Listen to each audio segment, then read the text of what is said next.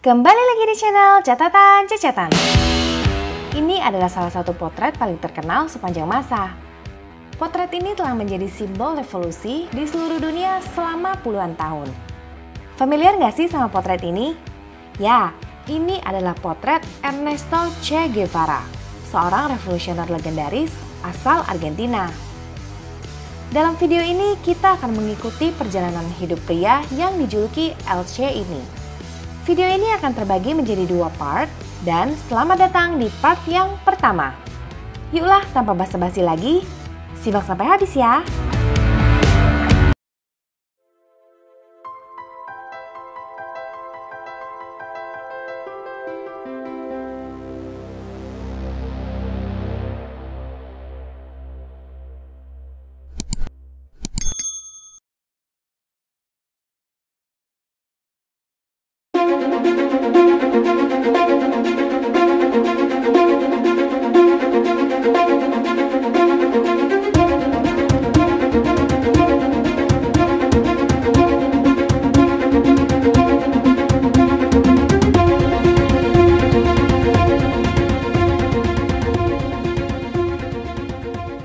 Ernesto Guevara de la Serna, atau yang lebih dikenal dengan nama Che Guevara, lahir di Rosario, Argentina, tercatat pada tanggal 14 Juni 1928 dari pasangan Ernesto Guevara Lynch dan Celia de la Serna Yalosa, anak sulung dari 5 bersaudara.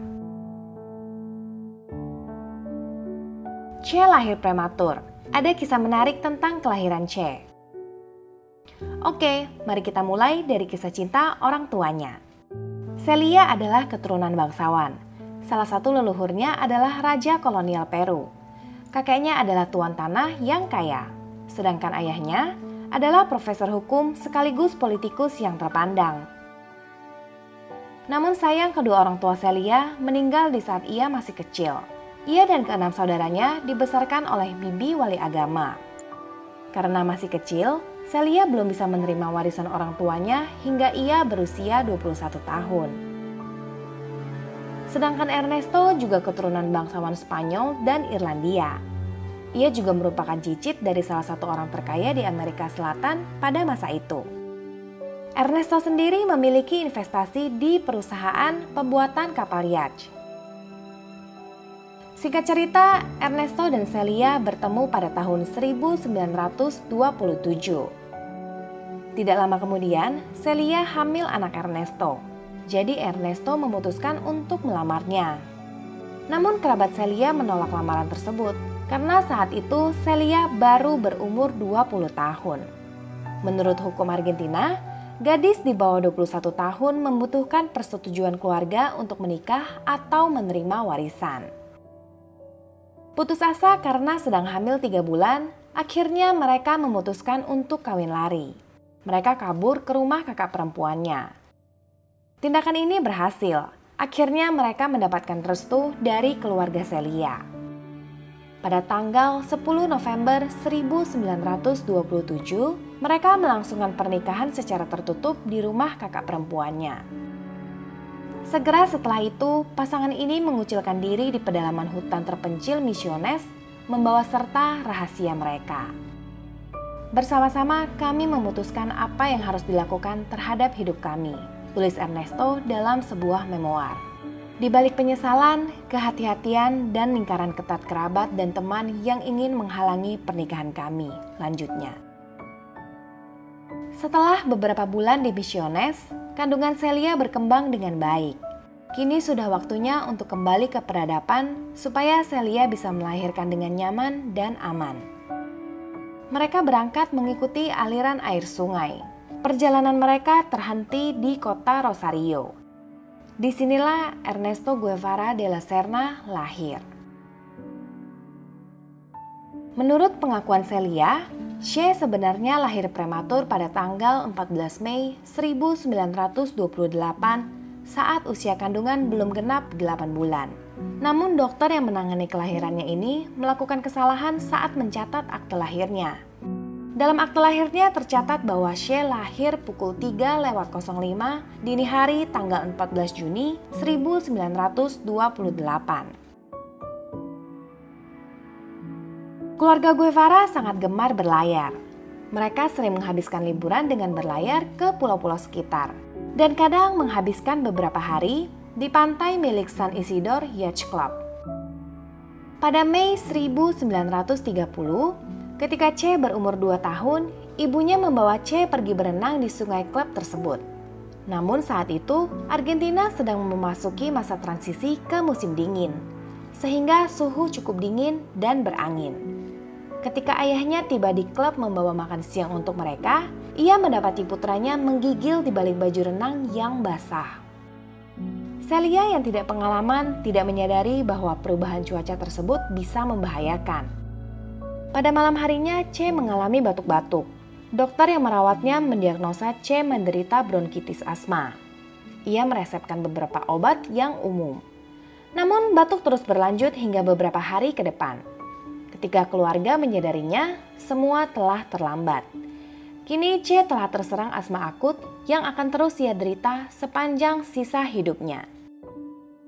Melihat putra kecilnya yang menderita akibat sesak nafas membuat keluarga ini dirundung kesedihan. Terutama sang ibu yang dibebani rasa bersalah. Mereka mati-matian mencari nasihat medis dan menempuh segala cara untuk kesembuhan si buah hati. Namun semua usaha sia-sia. Sang ayah mulai menyalahkan ibunya karena telah membawa Che berenang pada hari itu. Ia meyakini bahwa hal inilah yang membuat putranya sakit. Namun sebenarnya hal ini kurang tepat. Kenyataannya saat Che berumur 40 hari, ia sempat menderita radang paru-paru, di mana menurut bibinya, Ercilia Guevara Lynch, Che hampir mati pada waktu itu. Celia sendiri memiliki alergi dan juga asma. Begitu juga dengan saudara dan saudari ibunya, meskipun gejalanya tidak separah Che. Kemungkinan besar Celia telah menurunkan penyakit ini secara genetik kepada Che. Aktivitas berenang itu mungkin telah memicu gejala muncul lebih awal, namun bukan merupakan penyebab utama terjadinya penyakit.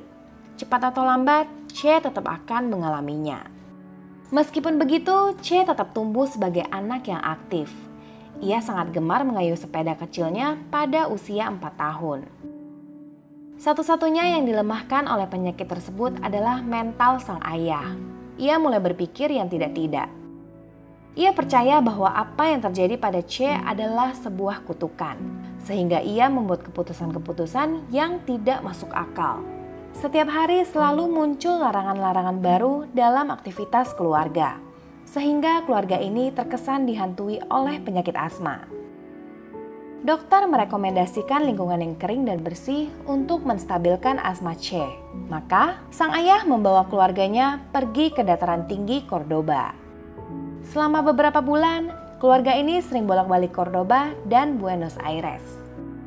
Kadang mereka tinggal di hotel dan kadang di rumah sewaan. Sang ayah kadang terlihat tenang dan kadang kambuh lagi tanpa ada pola yang pasti. Hal ini membuatnya tidak mampu mengontrol perusahaannya sehingga membuatnya semakin frustasi. Ia merasa tidak stabil secara emosi dan tidak mampu melakukan apapun. Seorang teman menyarankan agar mereka pindah ke Alta Gracia, sebuah kota kecil di kaki bukit Sierra Chicas yang tidak jauh dari Cordoba. Dengan iklim kering dan udara yang bersih, menjadikan Alta Gracia sebagai tempat peristirahatan yang populer bagi penderita TBC dan penyakit pernapasan lainnya.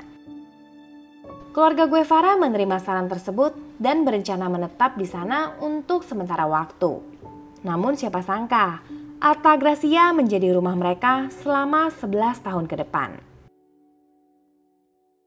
Che tumbuh besar ditemani oleh buku-buku. Di rumah Guevara terdapat setidaknya 3.000 buku yang tersusun rapi di atas rak.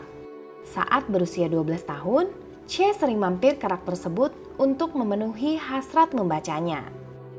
Selain novel karya Alexander Dumas, ia juga gemar membaca buku-buku puisi dan sastra karya Pablo Neruda, John Keats, Antonio Machado, Federico Garcia Lorca, Gabriela Mistral, Cesar Vallejo, Rudyard Kipling, Martin Fierro, dan Walt Whitman.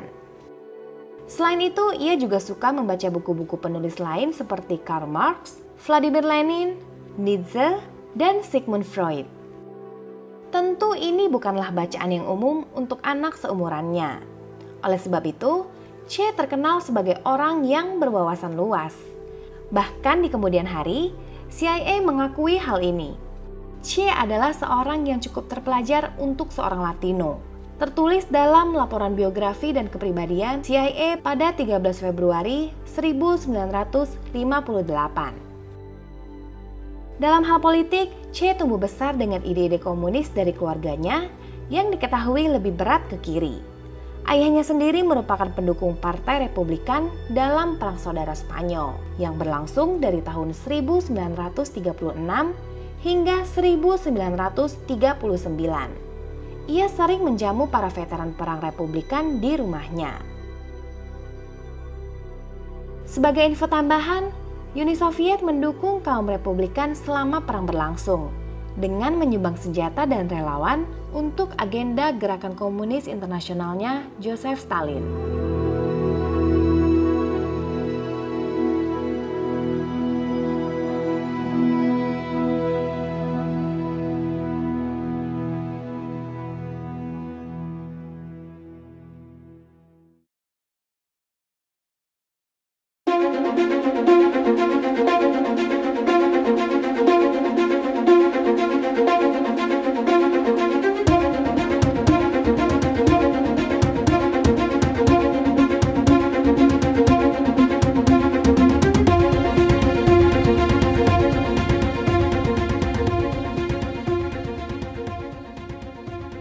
Pada tahun 1947, Che pindah ke rumah neneknya di Buenos Aires untuk merawat neneknya yang sudah tua dan sakit-sakitan. Che percaya bahwa kondisi pikiran dan jiwa seorang pasien sama pentingnya dengan obat-obatan.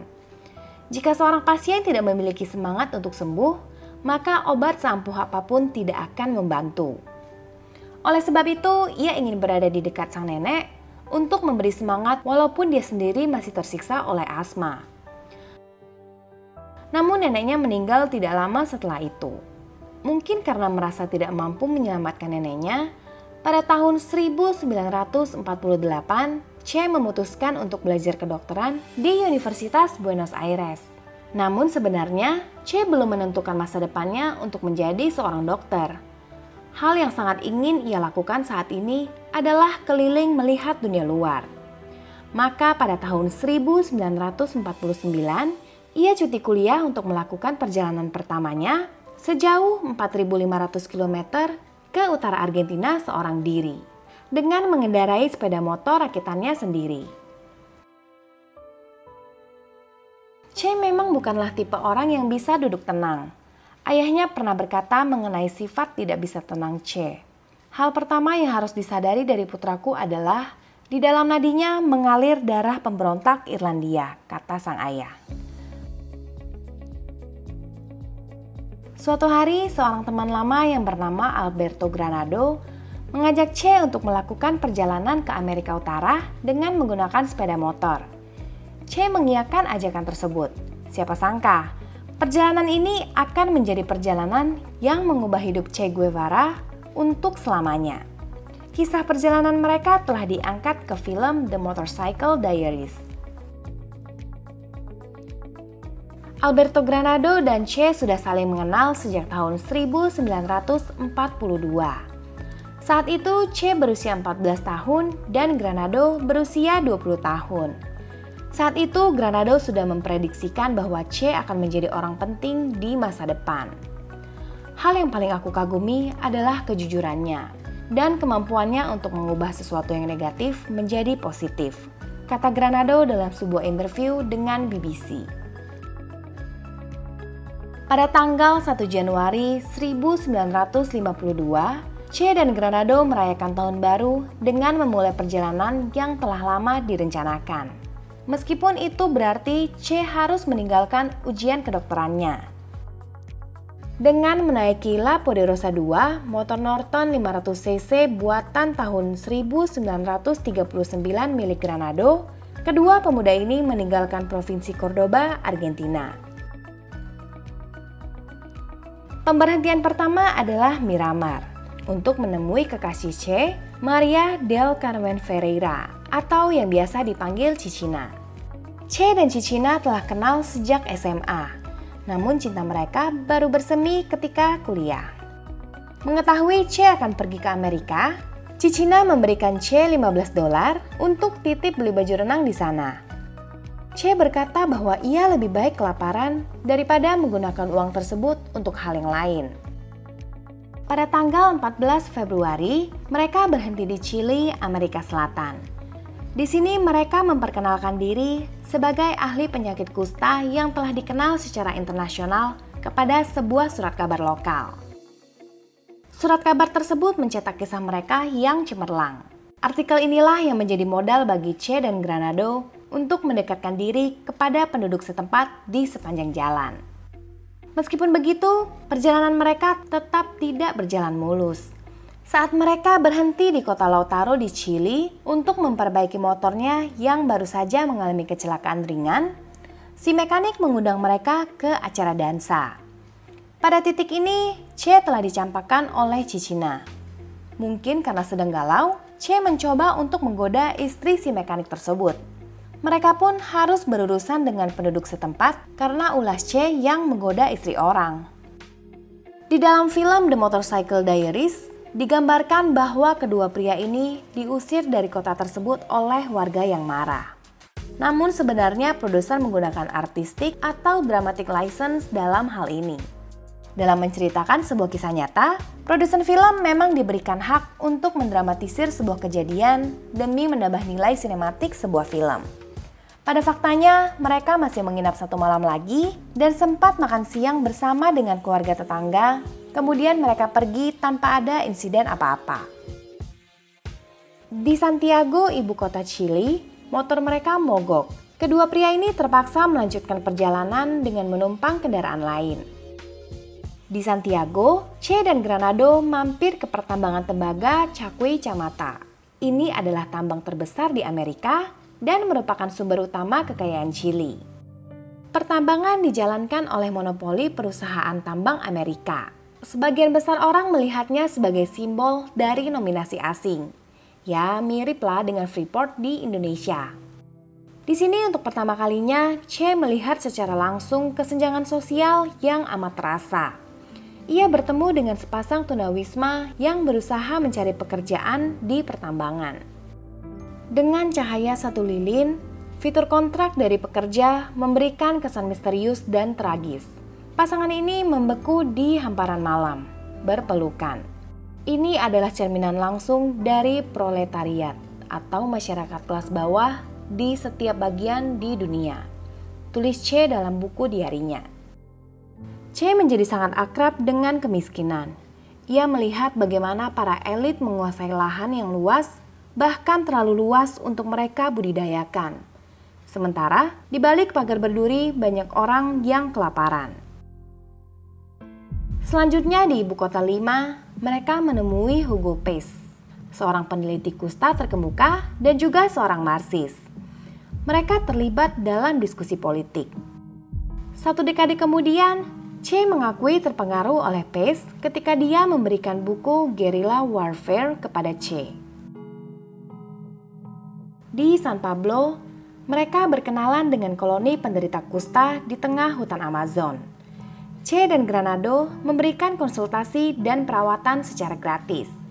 Ia tinggal bersama para dokter sekitar 4 km dari koloni tersebut dan kerap berenang di sungai yang sama di mana para pasien kusta membersihkan diri.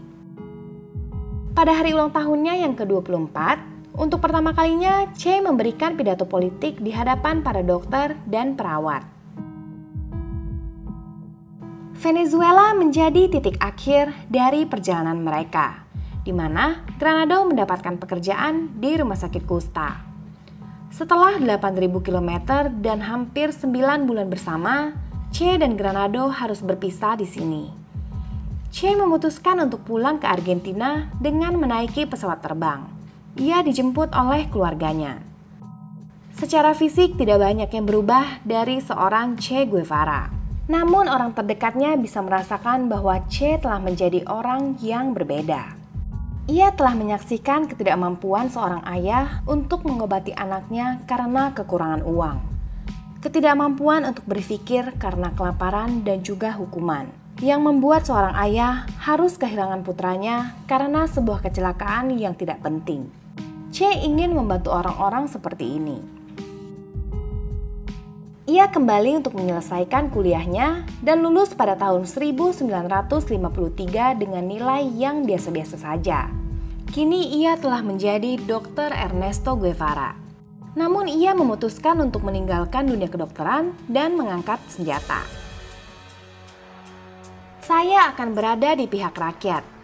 Saya akan turun ke barikade dan parit-parit, berteriak seperti orang kerasukan dan menodai senjata saya dengan darah.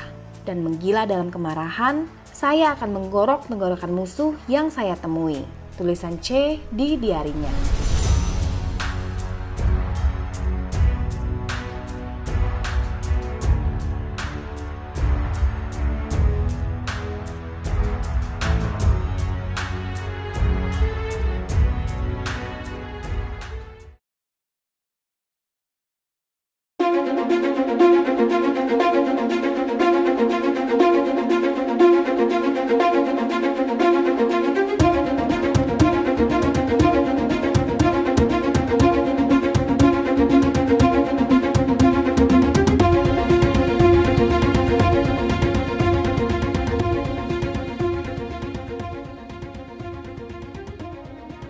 Tahun 1944 di Guatemala. Peristiwa bersejarah terjadi. Sebuah gerakan revolusi Guatemala berhasil melengsarkan presiden otoriter yang di-backing oleh Amerika, George Ubico. Ubico telah berkuasa sejak tahun 1931. Selama masa pemerintahannya, rakyat Guatemala melarat di bawah sistem kerja paksa. Yang diuntungkan dari kebijakan Ubico adalah United Fruit Company atau UFC, sebuah perusahaan buah raksasa asal Amerika. Melalui revolusi Guatemala, Juan José Arevalo terpilih secara demokrasi sebagai presiden Guatemala. Arevalo memperkenalkan upah minimum dan juga hak suara untuk memilih seorang pemimpin, serta membuat Guatemala menjadi negara demokratis liberal. Meskipun begitu, Arevalo memutuskan untuk tidak mencalonkan diri di pemilu yang berikutnya. Ia memilih untuk mendukung Menteri Pertahanan Jacobo Arbenz yang akhirnya menjabat sebagai Presiden Guatemala pada tahun 1951. Melalui tangan dingin Arbenz, UFC semakin tertekan berkat hukum reformasi lahan yang merestribusi lahan-lahan kepada petani lokal. Setidaknya 500.000 petani kecil menerima manfaat dari kebijakan Arbenz. Namun kebijakan tersebut membuat UFC semakin kesal. Tentu saja, karena Arbenz baru saja menyita 91.000 hektar lahan UFC. UFC terus melakukan lobi-lobi pemerintah Amerika Serikat untuk menjatuhkan pemerintahan Guatemala yang mana telah ia lakukan sejak Arevalo menghapus praktek buruh eksploitatif. Amerika menggunakan konteks perang dingin yang tengah berlangsung untuk menuduh Guatemala telah disusupi oleh komunis Soviet. Apalagi Arbenz juga melegalkan partai komunis, sehingga membuat Amerika semakin yakin akan kecurigaannya. Presiden Amerika Serikat saat itu, Harry S. Truman, mencanangkan operasi PB Fortune pada tahun 1952. Sebuah operasi rahasia yang direncanakan oleh CIA untuk menggulingkan Arbenz. Operasi ini meliputi penyediaan senjata, mendanai, dan melatih pasukan Carlos Castillo Armas, seorang perwira militer Guatemala yang dalam pengasingan untuk tujuan kudeta. Namun entah bagaimana informasi mengenai detail operasi ini sempat bocor. Menteri Pertahanan Amerika Serikat saat itu, Dean Acheson, merasa bahwa detail operasi tersebut telah diketahui oleh beberapa pihak. Khawatir hal ini dapat merusak citra Amerika Serikat, ia pun menghentikan operasi tersebut. Operasi ini baru dilanjutkan lagi pada bulan Agustus 1953 oleh Presiden Dwight D. Eisenhower yang menggantikan Truman. Eisenhower memerintahkan CIA untuk mengaktifkan operasi ini dengan nama yang telah diganti yaitu Operasi PB Success. Kegiatannya masih sama, yaitu mempersenjatai, mendanai, dan melatih pasukan Carlos Castillo dalam upaya kudeta. Pada bulan Desember 1953, Che Guevara tiba di Guatemala untuk mendukung Presiden Arbenz dalam upaya melawan eksploitasi buruh di sana. Che sendiri telah familiar dengan UFC. Sebelum mampir ke Guatemala, ia telah pergi ke Bolivia, Peru, Ekuador, Panama, Costa Rica, dan beberapa tempat lain. Selama perjalanan tersebut, Che telah melihat dengan mata kepala sendiri bagaimana UFC memperlakukan para buruhnya. Hal ini membuatnya marah, dan dia bersumpah di atas foto almarhum Joseph Stalin bahwa ia tidak akan berhenti sampai gurita-gurita tersebut musnah. Che yang kagum atas kinerja Arbenz memutuskan untuk menetap di Guatemala. Di sini Che berkenalan dengan Hilda Gadea Acosta yang kelak akan menjadi istrinya. Acosta memiliki koneksi yang luas. Lewat Acosta, Che bisa berkenalan dengan pejabat tinggi Guatemala dan juga kelompok pengasingan Kuba yang memiliki hubungan dengan Fidel Castro. Che akrab berbaur dengan orang Kuba di sini, dan oleh mereka lah ia mendapatkan nama panggilan Che yang terus melekat hingga saat ini. Kata Che sering digunakan untuk memanggil atau menyapa seseorang di Argentina. Che bisa berarti hey, bisa juga berarti kawan. Ya mungkin kalau di Indonesia mirip seperti kata woi atau sob kali ya.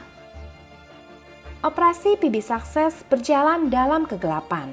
Orang yang bertanggung jawab penuh atas rencana ini adalah Direktur CIA Allen Dulles, yang diketahui memiliki hubungan dekat dengan UFC.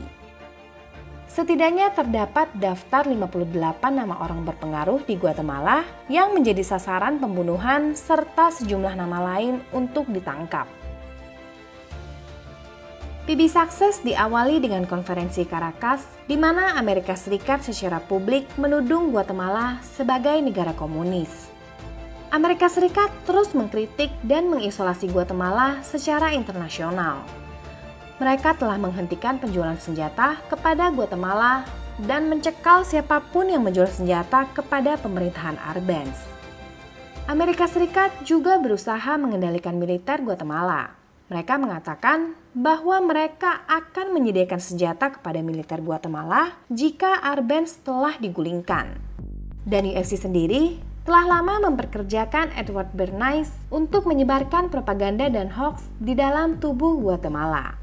Propaganda anti-komunis ini berjalan dengan lancar. Sebagian besar perwira militer Guatemala mulai terlihat ogah-ogahan dan cenderung menarik diri dari konflik tersebut. Namun Arbenz masih memiliki rakyat kecil yang berpihak kepadanya. Pada Mei 1954, Arbenz mendapati dirinya sangat butuh senjata. Oleh karena itu, secara diam-diam ia mengambil senjata dari Cekoslowakia yang dikirim dengan menggunakan kapal muatan Swedia MS Alfheim. Meskipun telah melakukan karantina laut, namun Amerika Serikat gagal mendeteksi kedatangan kapal tersebut. Sehingga untuk pertama kalinya, negara blok Soviet mendaratkan senjata di benua Amerika. Oleh Amerika, ini dipandang sebagai pendaratan komunis di benua Amerika. Segera Amerika Serikat membanjiri Guatemala dengan propaganda anti-Arbenz melalui radio-radio dan selebaran yang ditebar, serta melakukan pengeboman dengan pesawat dan juga pengepungan di laut. Che Guevara berjuang untuk Arbenz dengan bergabung bersama pasukan bersenjata yang dibentuk oleh pemuda komunis. Arbenz bermaksud menggunakan senjata tersebut untuk memperkuat milisi di pedesaan untuk mengantisipasi jika Angkatan Darat membangkang. Namun Amerika Serikat memberitahu kepada Angkatan Darat mengenai penyelundupan senjata itu, sehingga dengan berat hati, Arbenz membiarkan senjata tersebut disita oleh militer. Kejadian ini membuat retak hubungan Arbenz dan jenderal-jenderalnya. Pada 15 Juni 1954, 480 pasukan Castillo Armas mulai bergerak meninggalkan pangkalannya di Honduras dan El Salvador. Namun 60 orang pasukan ini berhasil ditangkap oleh polisi El Salvador. Pada 18 Juni 1954, Castillo Armas memimpin pasukannya melewati perbatasan dengan menggunakan pesawat. Pasukan ini terbagi menjadi 4 tim untuk menyerang kota Esquipulas, Jutiapa, dan Zacapa, dan pasukan dengan kekuatan terbesar menyerang pelabuhan Puerto Barrios. Namun invasi ini gagal total. Sebagian besar pasukan Castillo berhasil dibekuk oleh militer dan kepolisian Guatemala. Sejumlah pesawat pengebomnya berhasil dijatuhkan oleh militer Guatemala. Sehingga Castillo Armas meminta pesawat tambahan lagi dari CIA yang dengan cepat disetujui oleh Presiden Eisenhower. Amerika Serikat menyadari pasukan kecil Castillo tidak akan mampu berkutik melawan militer Guatemala. Oleh sebab itu, Operasi PB Sukses menyerukan perang psikologis dengan menggencarkan propaganda dan memperkuat intimidasi di laut. Dan senjata psikologis yang berperan paling penting adalah siaran stasiun radio Voice of Liberation. Siaran radio ini mengajak agar penduduk Guatemala melawan Arbenz dan menyebut pasukan Castillo adalah pembebasan bagi Guatemala. Siaran yang dibuat di Miami ini diulang sebanyak 4 kali di awal penyiaran, kemudian dilanjutkan dengan berita-berita yang berlebihan mengenai pasukan pemberontak yang sedang mendekat. Sesi ini berlangsung selama 2 jam dan sebanyak 2 kali dalam sehari, menyebabkan ketegangan di seluruh negeri. Awalnya siaran tersebut putus-putus, namun CIA memperkuat transmisi sehingga bisa terdengar jelas di seluruh wilayah Guatemala. Rakyat yang gelisah mulai mendatangi Arbenz untuk meminta senjata agar mereka bisa memberikan sedikit perlawanan. Namun militer terus meyakinkan warga bahwa mereka akan menghalau para pemberontak. Diperburuk dengan matinya stasiun radio milik pemerintahan Guatemala yang tidak melakukan siaran selama 3 minggu, setiap harinya secara rutin penduduk Guatemala dicekoki berita-berita yang berlebihan tersebut. Sementara itu, pasukan Castillo Armas yang telah diperkuat oleh Amerika Serikat telah berhasil mengalahkan garnisun Guatemala di kota Chiquimula. Sedikit demi sedikit, moral penduduk dan angkatan darat Guatemala mulai terkikis, hingga terjadi pembangkangan oleh pasukan di Zacapa. Mereka meminta agar Arbenz segera mengundurkan diri. Satu persatu orang kepercayaan Arbenz mulai meninggalkannya. Mereka juga menolak untuk bertempur. Sebenarnya Arbenz sudah berinisiatif membawa permasalahan ini ke Dewan Keamanan PBB, namun upayanya tersebut tidak membuahkan hasil. Arbenz yang merasa lelah akhirnya setuju untuk mengundurkan diri. Pada 27 Juni 1954 pukul 20 waktu setempat, Arbenz meninggalkan istana kepresidenan. Ia meninggalkan rekaman pidato pengunduran diri yang disiarkan 1 jam kemudian. Dalam pidato itu, Arbenz menyatakan mengundurkan diri untuk menghilangkan agresi terhadap Guatemala dan ia meminta agar hal-hal yang telah dicapai oleh Revolusi Oktober tahun 1944 tetap dipertahankan. Kemudian Arbenz pergi ke Kedutaan Besar Meksiko untuk meminta perlindungan politik dan pergi mengasingkan diri di Meksiko. Pengunduran diri Arbenz ini juga menyelamatkan nama-nama yang tercatat di daftar pembunuhan CIA. Castillo Armas akhirnya mendapatkan kekuasaan. Di bawah kediktatorannya, lawan politik ditangkap dan disiksa. Tidak boleh ada partai oposisi, dan reformasi-reformasi yang telah dicanangkan sebelumnya dibatalkan, menyebabkan perang saudara selama 4 dekade. Rezim Castillo Armas yang didukung oleh Amerika Serikat terus melakukan berbagai kejahatan, termasuk genosida terhadap suku Maya. Che Guevara tidak banyak terlibat dalam pertempuran. Ia merasa kesal karena milisi bersenjata pemuda komunis cenderung berdiam diri, sehingga ia hanya bisa melakukan tugas-tugas medis. Che menyatakan bahwa demokrasi revolusioner Amerika Latin yang terakhir, yaitu demokrasi Jacobo Arbenz, gagal akibat agresi terencana yang berdarah dingin yang dilakukan oleh Amerika Serikat. Seusai kudeta, Che terus menggaungkan agar perlawanan jangan berhenti. Namun ia terendus oleh para pendukung kudeta, termasuk CIA. Nyawanya pun kini menjadi incaran. Menyadari hal ini, Che pergi mencari perlindungan di konsulat Argentina. Kudeta tersebut mendapatkan kecaman dari berbagai kalangan. Ketika Direktur CIA Allen Dulles menyatakan bahwa kudeta ini adalah kemenangan demokrasi melawan komunisme, seorang pejabat Inggris berkata, ini seperti Hitler berbicara tentang Austria. Selama beberapa minggu menetap di konsulat Argentina, Che diperbolehkan untuk pergi ke Meksiko, di mana ia akan membawa namanya melambung tinggi bersama dengan Fidel Castro.